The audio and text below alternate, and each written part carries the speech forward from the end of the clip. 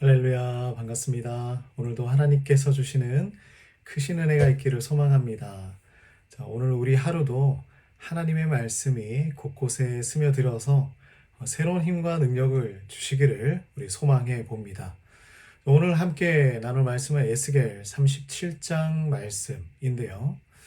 자, 오늘 우리에게 주시는 하나님의 메시지는 하나님의 능력과 회복에 대한 메시지입니다. 고난과 절망 속에 있는 이스라엘 백성에게 주어지는 하나님의 약속이죠. 자, 이 말씀은 오늘 우리에게도 영적인 상태와 회복을 위한 하나님의 계획을 살펴볼 수 있습니다. 자, 오늘 말씀은 이렇게 시작하고 있습니다. 1절 말씀인데요. 여호와께서 권능으로 내게 임재하시고 그의 영으로 나를 데리고 가서 골짜기 가운데 두셨는데 거기 뼈가 가득하더라. 자, 에스겔이 하나님의 권능에 이끌려서 골짜기로 갔습니다. 근데 골짜기에 가서 보니 뼈가 가득한 거예요. 그런데 그냥 뼈가 아니라 마른 뼈가 가득했다고 합니다. 자, 마른 뼈라는 것은요, 오랫동안 방치되어서 완전히 건조된 상태를 이야기하고 있는 것이죠. 아무런 생명의 흔적이 없다. 이런 상태를 이야기하는 것입니다. 자, 이 마른 뼈들은 물리적인 죽음을 의미하는 것이 아니라 영적으로도 완전히 메말라 버린 상태를 이야기하고 있는 것인데요. 자, 이스라엘 백성들은 바벨론의 포로로 끌려가고 모든 소망을 잃어버리게 되었습니다. 오늘날 우리도 이런 영적인 상태인지 한번 살펴보아야 하겠죠. 인생의 골짜기에 빠져 희망이 보이지 않을 때도 있습니다. 우리의 사업이 무너지고 건강을 잃어버리고 인간관계가 깨어지고 또 삶의 의미를 잃어버릴 때가 있습니다. 마치 나 자신이 마른 뼈와 같은 그런 삶을 살아가는 것과 동일한 느낌을 받을 때가 있죠. 자, 또한 한편으로는 세상에 살아가는 위로와 기쁨을 대부분의 사람들은 하나님이 아니라 다른 데서 누리고 있을 때가 있습니다. 우리가 요즘에 즐겨보고 있는 유튜브나 아니면 골프나 예능 프로그램이나 아니면 사람들과의 관계에서 진정한 기쁨과 위로를 얻고 있다 생각할 수도 있습니다. 우리의 영적인 상태는 지금 어떤 상황일까요? 자, 하나님의 말씀과 성령의 인도하심이 없는 우리의 삶은요, 골짜기의 마른 뼈들과 같은 그러한 생명이 없는 그 상태가 될 수 있는 것입니다. 자, 그때 하나님께서 이 에스겔에게 이렇게 질문하시는데요. 우리 3절 말씀을 한번 보겠습니다. 그가 내게 이르시되 인자야 이 뼈들이 능히 살 수 있겠느냐 하시기로 내가 대답하되 주 여호와여 주께서 아시나이다 이렇게 이야기를 하고 있습니다. 자, 하나님 말씀하시죠. 이 뼈들을 능히 살 수 있느냐? 이 뼈들이 능히 살 수 있느냐? 살아날 수 있겠느냐? 사실 사람의 눈으로 보았을 때는 당연히 불가능합니다. 하지만 에스겔의 대답은요, 하나님께서 아십니다입니다. 하나님께서 아십니다. 그러자 하나님은요, 에스겔에게 뼈들을 향하여 이렇게 선포해라 라고 말씀을 하시는데요. 뼈들에게 생기가 들어가고 힘줄과 살이 붙고 가죽이 덮이게 될 것이라 선포하라 합니다. 뼈들에게는 아무런 능력이 없어요. 하지만 하나님의 말씀은요, 그들을 살아나게 할 수 있는 힘을 가지고 있습니다. 에스겔이 태어나자 놀라운 일이 일어나기 시작하죠. 자, 마른 뼈들이 서로 맞추어지고요. 힘줄이 생기고 살이 붙습니다. 가죽이 덮입니다.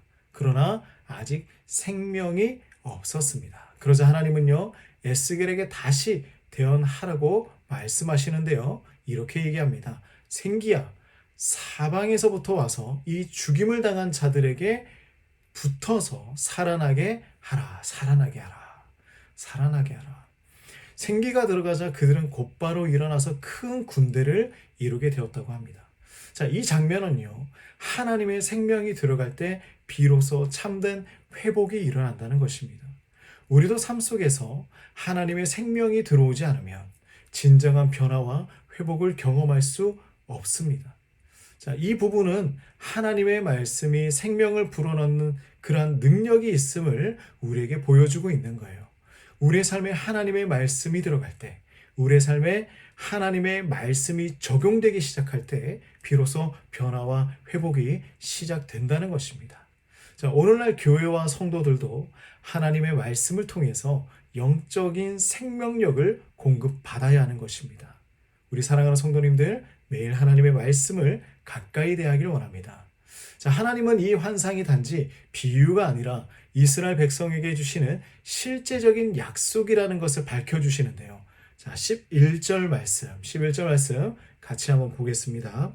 또 내게 이르시되 인자야, 이 뼈들은 이스라엘 온 족속이라. 그들이 이르기를 우리의 뼈들이 말랐고 우리의 소망이 없어졌으니 우리는 다 멸절되었다 하느니라.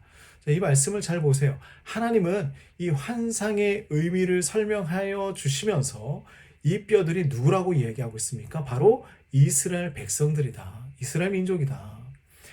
이스라엘 민족이 이렇게 메마른 뼈와 같이 말라 있다. 메말라 있다.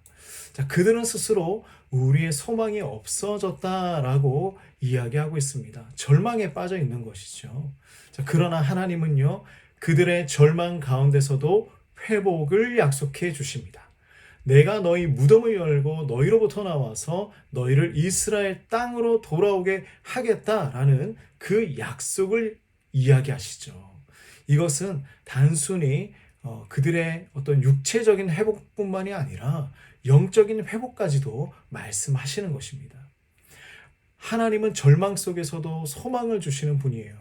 우리 각자도 영적으로, 육체적으로 지치고 무너질 때가 있습니다. 그러나 하나님의 약속은 우리를 다시 일으켜 주시고 새로운 생명을 주시겠다는 것이 하나님의 약속입니다. 자, 이 약속을 붙들고 하나님을 신뢰하며 나갈 때 우리는 다시 한번 하나님의 은혜를 경험할 수 있게 되는 것이죠. 자, 12절 말씀을 한번 볼까요? 12절 말씀입니다. 그러므로 너는 대언하여 그들에게 이르기를 주 여호와께서 이같이 말씀하시기를 내 백성들아, 내가 너희 무덤을 열고 너희로 거기에서 나오게 하고 이스라엘 땅으로 들어가게 하겠다. 회복시키겠다. 너희를 다시 그 약속의 땅, 그곳으로 다시 회복시키겠다 말씀하시는 것입니다. 자, 우리도 이 약속을 붙잡아야 합니다. 하나님은 우리에게도 새로운 생명을 주시기를 원하시죠. 우리가 절망 속에서 하나님을 찾고 그분의 말씀을 받아들일 때 하나님은 우리를 새롭게 하여 주시고 우리의 인생을 회복시켜 주실 것입니다. 사랑하는 우리 성도님들, 우리의 삶에 어떤 절망이 있다고 할지라도 하나님은 그 가운데서도 일하십니다. 우리가 하나님의 말씀을 듣고 성령의 인도하심을 받을 때에 하나님은 우리를 새롭게 하시고 회복시켜 주실 것입니다. 오늘 이 말씀을 마음에 새기시고 하나님의 생명력이 우리 안에 충만하게 임하기를 간절히 기도하며 나아갑시다. 그리고 하나님은 우리의 소망이며 희망이라는 것을 붙들고 나아갑시다. 우리 사랑하는 성도님들, 하나님의 그 능력 안에서 우리는 다시 살아날 수 있을 것입니다. 하나님 아버지, 참으로 감사합니다. 오늘도 우리에게 새로운 소망과 새로운 희망을 주셔서 감사합니다.